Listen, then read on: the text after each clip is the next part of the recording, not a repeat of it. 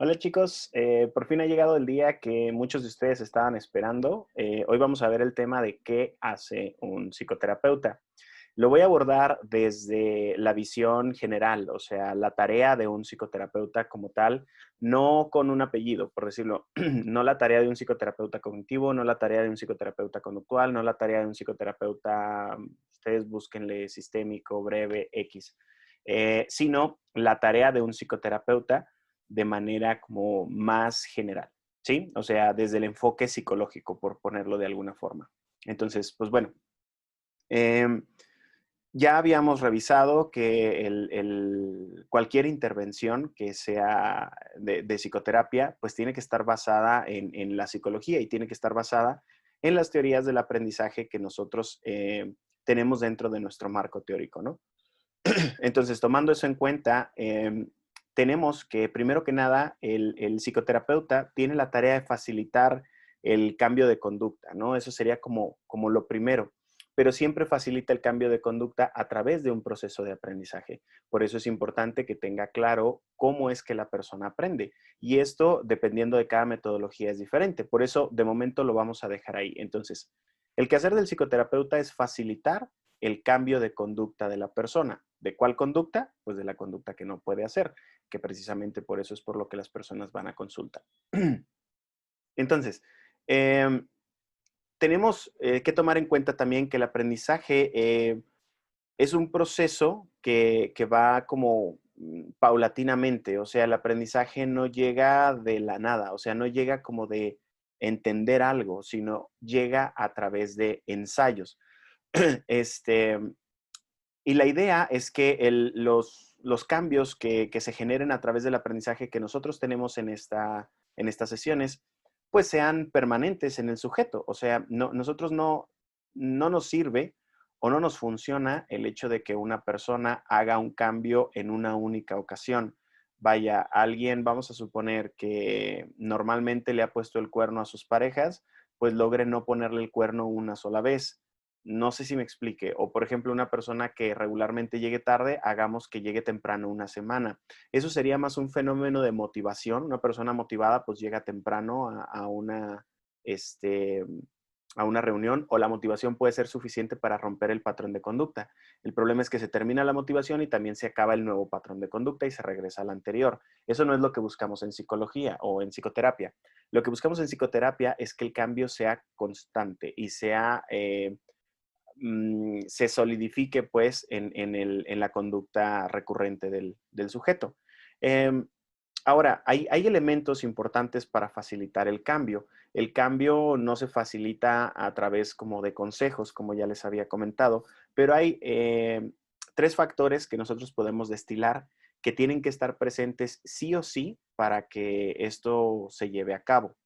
Eh, la cuestión con esto es que son factores que no siempre están y nosotros tendríamos que pensar cómo o tendríamos que tener las herramientas o, para ser más específico, las técnicas adecuadas para ir generando cada uno de ellos. Aquí es donde van a caer mucho en cuenta de sus clases, por ejemplo, de entrevista, ¿no? Sus clases de teorías de la personalidad o las teorías de aprendizaje, ¿no? Van a caer en cuenta del porqué de estas clases y pues lo mejor sería que se regresaran un poco como a revisar qué fue lo que vieron ahí. Entonces, empezamos con los tres factores. El primero de los factores es si el consultante tiene la motivación para hacer el cambio, ¿sí? Si el consultante de alguna manera está motivado o tiene motivos, para decirlo de otra forma, para hacer el cambio. Esto solamente se logra si la persona ha visto que hay una necesidad para hacer el cambio. La motivación nace de esta necesidad. En la psicología popular, de alguna forma decimos que hay frases de estas como, es que tiene que tocar fondo, ¿no?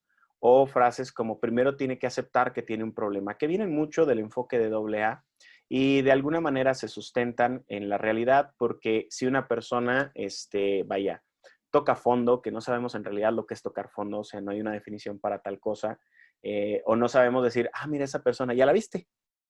esa ya tocó fondo. O sea, no sabemos decir de cierto, ¿no? He tenido algunas cuestiones con pacientes donde, pues, quizá pensamos que ya tocó fondo, pero de repente es muy creativo y saca una nueva conducta que está todavía más, va más dirigida hacia su enfermedad más que hacia su cura, ¿no? En este paradigma biomédico. Pero cuando la persona ve que el problema tiene implicaciones fuertes en su vida y que de alguna forma es incapaz de hacer alguna modificación, entonces es cuando nace la motivación de la persona. La motivación en este caso sería por buscar terapia, por buscar algún curso y tal. Si tiene la suerte de encontrarse con un terapeuta en vez de, no sé, algún curso de superación personal, y si elige terapia en vez de superación personal, pues que se encuentre con un buen terapeuta, pues sería importante que el terapeuta siguiera como avivando esta motivación que tiene el sujeto. Existen teorías de la motivación, existen, de hecho, por eso les digo, ahorita van a ser como una liga en sus diferentes clases. Las teorías que pudieron revisar acerca de la motivación, algunas de ellas las retoma a nivel técnico la psicología del deporte, precisamente para mantener el desempeño de una persona. Y a nosotros nos interesa mantener el desempeño de una persona, pero el desempeño en el cambio de la conducta. Porque cuando nosotros hacemos todo un programa, pues de repente la persona puede perder esa motivación porque pues el cambio es difícil. No sé, véanlo como dejar de fumar, dejar de tomar o dejar de levantarse tarde. O sea, eliminar cualquier conducta que de alguna manera te esté pues molestando en tu vida, o sea, que te esté siendo inadecuada, ¿no? Entonces, ustedes ya han tenido diferentes intentos de cambio. Probablemente hay entre ustedes personas que han querido dejar algún vicio, el levantarse tarde, el fumar, el tomar, alguna pareja, ¿no? O dietas, por ejemplo, o este ejercicio, o algún programa de estudio, como de inglés, por ejemplo, ¿no? Cuestiones como esa. Entonces, ya saben lo que es enfrentarse a una tarea que te va a tomar mucho tiempo es a lo mejor años, y pues bueno, la motivación de repente decae, ¿no? Pero vamos a suponer que estás buscando trabajo y en todos los lugares de trabajo que vas, pues te piden inglés y tú no sabes, entonces empieza a surgir una necesidad de saber inglés. Entonces ahí empezarás, por ejemplo, a ver quién te puede enseñar, que si los colegios, que si esto, que si lo otro, que no sé si todavía está Harmon Hall y todas esas cosas, ¿no? Entonces, pues ya empiezas a ver cómo, empiezas a tener la necesidad y empiezas a tratar de darle una respuesta. Entonces, de eso se trata esta parte, de ver si la persona tiene la necesidad, porque si no la tiene, o sea, si dice, pues sí hay un problema, por ejemplo, tengo problemas con mi pareja, pero ni siquiera veo cuál es el problema. Digo, llego tarde, le coqueteo a chicas delante de ella, le hago, la violento, tal y tal, pero no sé cuál es el problema. Pues entonces es necesario que lo ayudes a ver el problema para que de ahí nazca la motivación.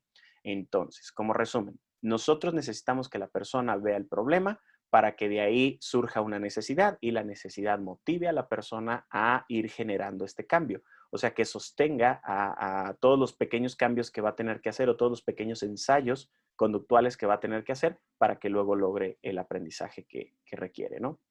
Entonces, esto de la motivación es importante que se trabaje a través de lo que son las destrezas generales del terapeuta. Las destrezas generales es un tema que les he mencionado en algunas clases, pero no lo hemos visto como tal. Lo vamos a ver un poco más adelante. Ahorita, como les adelanto, las destrezas generales tienen que ver con el cómo construyes o el cómo sustentas el vínculo que hay entre paciente y terapeuta dentro del consultorio. No, el vínculo no lo tomen como algo metafísico, o sea, como decir, lo que nos une, o solamente como simplista de decir si el paciente me cae bien o no me cae bien. No, el vínculo se construye de muchas maneras. Bueno, más bien lo construyen muchas cosas, son muchos elementos los que están ahí en el vínculo, sobre todo elementos que tienen que ver con la confianza en que tú como terapeuta pues estás haciendo tu trabajo y también la confianza en que la otra persona pues está haciendo las tareas que tú le estás pidiendo. Entonces, hay como estrategias que ayudan a que el vínculo se forme, que son las destrezas generales, que las destrezas generales básicamente son que tú le puedas explicar cosas a tu paciente, que te intereses por ciertas cuestiones, que le hagas diálogo, que no sé, si menciona algo que es importante, pues también te intereses por ello y cuestiones como esas, que recuerdes su nombre, por ejemplo, que te acuerdes que si te platicó de una ex, pues te acuerdes más o menos de la historia. Esas son las destrezas generales. Luego les digo, vamos a ser como más específicos, pero las destrezas generales ayudan a sustentar el vínculo que tienes con el paciente y ayudan mucho a construir la motivación que necesita el paciente para seguir, ¿no? La confianza es fundamental para esta motivación. Si tú vas, por ejemplo, a un gimnasio y en este gimnasio, pues, no sé, a lo mejor los entrenadores no te ponen atención o a veces el entrenador va y a veces no va, o la rutina a lo mejor siempre es la misma y te das cuenta que no hay como un orden y tal y tal. Entonces, pues empiezas a perder confianza en que ese programa de entrenamiento te va a dar resultados, sobre todo si después de un mes, 2 meses, 3 meses te ves al espejo y te ves más o menos igual, te sigues bofeando y todo ese rollo, ¿no? Pero si vas a otro gimnasio y en ese gimnasio, pues la atención es como muy personalizada. Después de un par de semanas, pues ya notas algunos resultados en tu condición física y demás. Empiezas a ganar confianza en eso. Es más, muchas personas incluso lo empiezan a defender casi como religiosamente, ¿no? Como quienes defienden el CrossFit o quienes atacan al CrossFit o quienes defienden, no sé, el entrenamiento funcional o el karate o lo que ustedes quieran porque encontraron resultados ahí. Entonces, la confianza se convierte como en una visión de a través de esto voy a lograr mi objetivo y es ahí donde se transforma en motivación. Luego, es importante que te preocupes como terapeuta, que esto ya son habilidades específicas, no generales, que pues haya resultados, o sea, que los resultados se noten y hacerle notar como los pequeños resultados a tu paciente desde las primeras sesiones. Digo las primeras porque en la primera, pues obviamente ahí es poco lo que puedes hacer. Quiero que se les quite la idea de que tú le vas a decir una frase a tu paciente y tu paciente va a agarrar la onda y de repente su mundo va a ser diferente, ¿no? Y pues no, la verdad es que no funciona así. Entonces, a través de las primeras sesiones, pues es importante ir viendo como los cambios e ir monitoreando estos pequeños cambios y estos pequeños avances para que se los hagas notar a tu paciente, ¿no? Entonces, pues bueno, eso tiene que ver con la motivación. Si la persona quiere, a eso nos referimos con esto. O sea, si la persona tiene la motivación, nos referimos a si la persona quiere hacer el cambio, ¿no? Luego estaría si el consultante tiene un método efectivo para lograr este cambio. Volviendo como al análisis de los gimnasios y la musculatura y tal, vamos a suponer que tú te propones ponerte bien mamer, ¿no? Entonces, pues no sé, compras cosas en Amazon, compras una barra, compras pesas, compras, pues, ve tú a saber, un aparato de ejercicios. Entonces, pues te pones a hacer ejercicios así como Dios te da a entender, ¿no?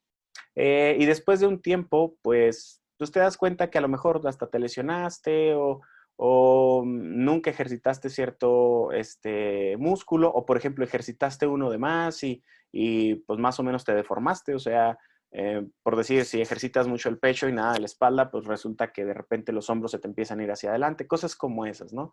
O sea, vaya, puede terminar peor de lo que empezó, ¿no? A pesar de que ganes músculo.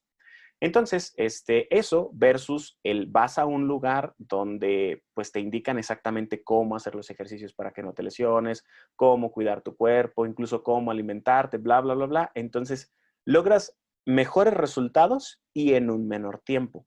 A eso me refiero con el método. En psicoterapia, nosotros los psicoterapeutas estamos encargados de hacer ese método, estamos encargados de construir ese programa dedicado a la persona para que la persona obtenga resultados en el menor tiempo posible. Entonces, las personas cuando quieren hacer un cambio generalmente no tienen el método. Cuando llegan contigo a terapia no tienen el método o si lo tienen lo ejecutan de mala manera. Muchas personas me dicen, no, sí, yo ya respiro para relajarme. Y cuando les pregunto en qué circunstancias lo hacen, pues lo hacen mal. Lo hacen cuando ya perdieron el control, o lo hacen nada más en ciertas ocasiones y en ciertas ocasiones no, o lo hacen cuando se acuerdan, no lo entrenan previamente, o sea, cometen muchos errores, ¿no? Entonces, tú pudieras decir, ¿no? Si me pones así como una pesa en el brazo, pues qué tan difícil es hacer esto, ¿no? O sea, pelada, no hay nada de ciencia en eso. Pero te sorprendería cuántos movimientos inadecuados puedes hacer para lesionarte. Entonces, de la misma manera, te puedes lesionar si utilizas un método de manera inadecuada cuando estamos hablando del cambio de conducta, ¿no? Lesionar, ¿no? Imitar un poquito ahí al psicoanálisis cuando tomaba términos médicos para definir cuestiones psicológicas. Entonces, esto se trata más de las destrezas específicas del terapeuta. Las destrezas específicas son las que te ayudan a llevar como esta metodología, ¿no? Ya no es que seas como el buena onda y que te intereses y que establezcas rapport y que bla, bla, bla, sino más bien que entiendas del método, entiendas el fenómeno que estás trabajando, entiendas el proceso que vas a llevar, te quede clara la metodología de aprendizaje para que construyas todo eso. O sea, aquí ya más o menos vamos viendo la diferencia entre lo que son las destrezas generales, que son las que te ayudan a generar un vínculo con tu paciente, y las destrezas específicas, que son las que te ayudan a llevar un proceso terapéutico con tu paciente, ¿no? Luego, aquí es importante que los métodos dirigidos, los métodos que utilizas estén dirigidos a las potencialidades del paciente. Esta es una cuestión que me gustaría extenderme un poco más, pero aquí voy a ser breve. Cuando nosotros vemos que el paciente tiene como cierta facilidad para algunas cuestiones, nos podemos agarrar de ahí o las podemos utilizar para favor del proceso, ¿sí? En este caso, pues, algunas metodologías le llaman, de momento se me va el nombre, pero son factores que te ayudan porque fortalecen a la persona en ciertas áreas. Por ejemplo, si una persona ya hace deporte, el pedirle que haga como ciertas cuestiones que tengan que ver con esfuerzo físico, pues es mucho más fácil. Si una persona, por ejemplo, ya trabaja con la respiración, vamos a suponer que hace yoga o cuestiones como esa, ya nada más es dirigir la respiración cuándo y cómo la vas a hacer. No nada más en el yoga, ¿sí? No nada más como en ciertos momentos, sino le indicas como el programa que lo va a hacer. Entonces, las potencialidades y las fortalezas de la persona nos sirven como para generar este proceso también de manera más rápida. Luego, al final, tenemos la primera, que es si el paciente quiere o si tiene la motivación. Luego, después, si el paciente sabe o si tiene la metodología. Y al final es de si el paciente puede, ¿sí? Vaya, si el paciente está capacitado, o sea, si el paciente tiene lo que se requiere para ese cambio, ¿no? Les pongo un ejemplo que me parece muy claro. Una adolescente que de alguna manera recibe como mucha violencia por parte de su familia, por lo que ustedes gusten, a lo mejor es homosexual o a lo mejor eligió no sé, como cierto deporte que no le es agradable para el papá, para el hermano, algo como esto, y sufre violencia por eso. Y de alguna manera, pues lo indicado que si su familia no quiere hacer ninguna modificación, pues lo indicado es que se aleje de ellos. Pero ¿qué tan real es que un adolescente se aleje de ellos? ¿Qué tan real es que un adolescente sea independiente?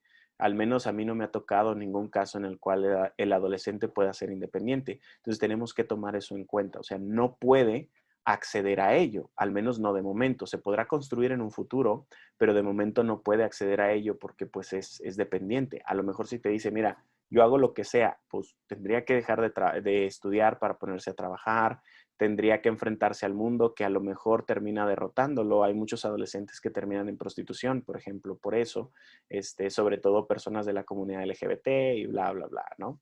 Entonces, ese tipo de cuestiones hay que tomarlas en cuenta. Es decir, tenemos en esta frase popular que dice, si quieres puedes, pero en realidad es solo una frase de ventas. En realidad no es que siempre que quieras hacer algo tengas la capacidad para ejecutarlo, ¿sí? Ahora, también hablamos de cuestiones que tengan que ver con talento, con cuestiones que tengan que ver con la capacidad para hacer algo, ¿no?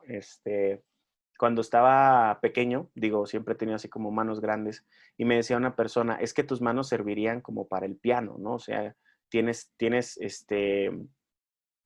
como el potencial para ser un buen pianista. Pues sí, pero nunca me interesó, o sea, la música realmente no me interesa.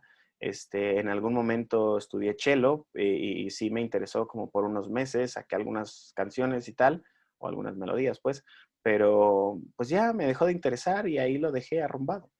La cuestión con esto es que no siempre que tengas la capacidad vas a tener la motivación y no siempre que tengas la motivación vas a tener la capacidad. Y esto es bien importante porque si no tiene la capacidad para hacer algo, hay que redirigir el plan para algo que sí tenga la capacidad de hacer, porque el éxito es muy importante para este proceso de aprendizaje. Si lo vas a llevar por un camino que el éxito le va a tomar muchísimos años, pues básicamente estás alargando el sufrimiento que tiene la persona, ¿no? Entonces, existen momentos en los cuales, o existen casos en los cuales em, este elemento, el de si puede, es nada más como un proceso de aprendizaje como a la vuelta de la esquina, ¿no? Decirlo así. Este, ahorita no puedes, pero yo te puedo generar alguna conducta que luego te haga poder, ¿sí? Ahora, vamos a poner el ejemplo del adolescente con una persona que ya trabaja. Más o menos, vamos a suponer que ustedes cuando egresen ya puedes trabajar y todo. Entonces ya podemos hacer un plan donde, pues a lo mejor dejes algunas comodidades que tienes ahí en tu casa y demás. Y ahora te dediques a trabajar para que puedas salirte de casa de tus papás. ¿Sí? Más o menos. O sea, ahí sí ya, o sea, de momento no puedes ser independiente de tus papás, pero podemos hacer como un plan para que luego seas independiente y luego te mudes. Como un plan a corto plazo, no sé, a lo mejor de un año, de 6 meses, de 8 meses, cuestiones como esa. Cuando, por ejemplo, al adolescente nos tomaría años. ¿Sí soy claro?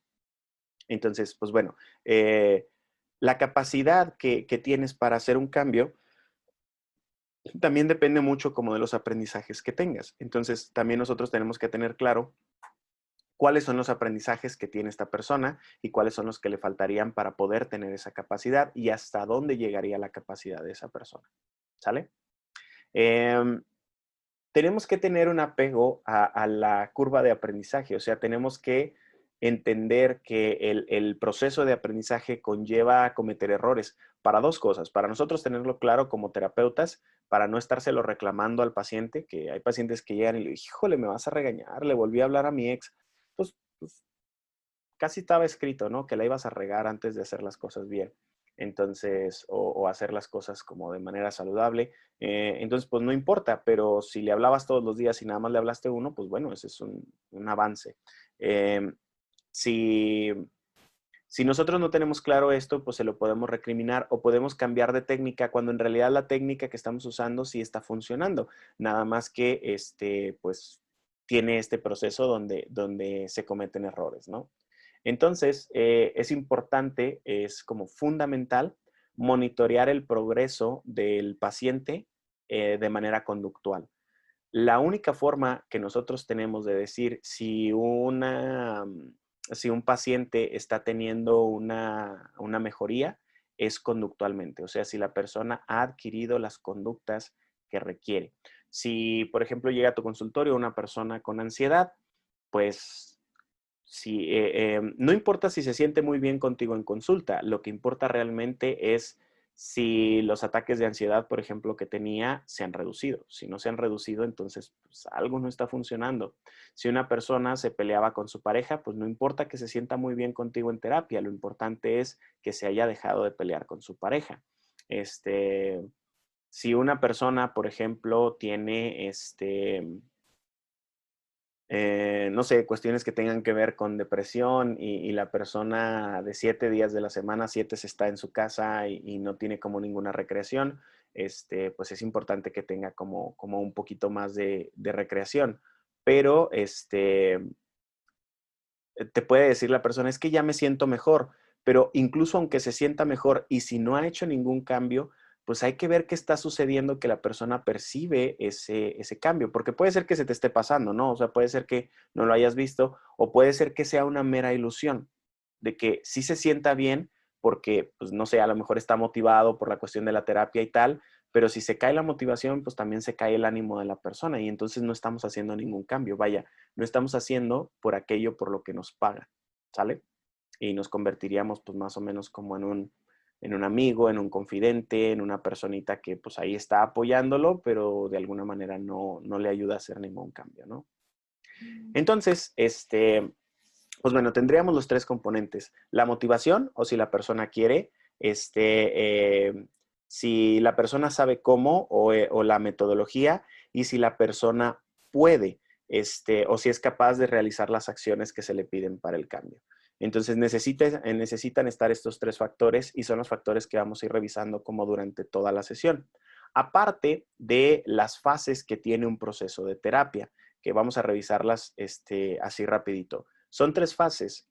Fases se llaman no porque vayan una delante de la otra. De hecho, hay que regresarse en algunas ocasiones y demás, ¿no? Pero primero que nada, pues está lo que es la evaluación inicial, o sea, la evaluación cuando le preguntas por ciertos aspectos de su vida, vaya que lo entrevistas, cuál es su motivo de consulta, cómo está su vida en ese momento, bla, bla, bla, ¿no? Y luego, esta evaluación tiene que ir durante todas las sesiones y también tiene que haber una evaluación final. Durante todas las sesiones, pues estás contrastando qué es lo que ha pasado con la persona y al final, pues tienes que ver si hubo un cambio o no hubo un cambio de conducta, ¿no?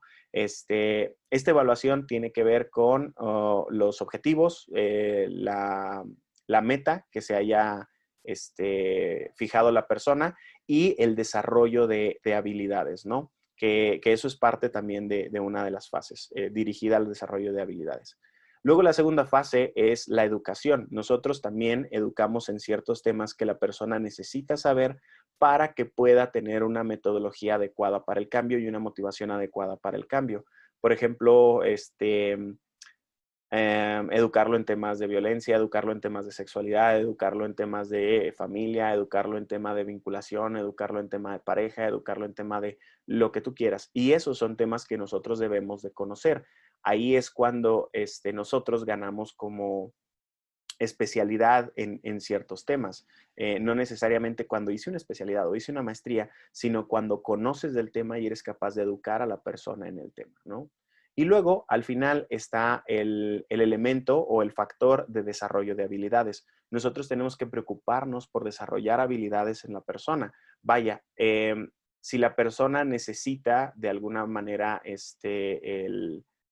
salirse como de su casa, pero no tiene trabajo, parte de las habilidades que nosotros podemos desarrollar es que se incluya en el área laboral si nunca ha estado incluido.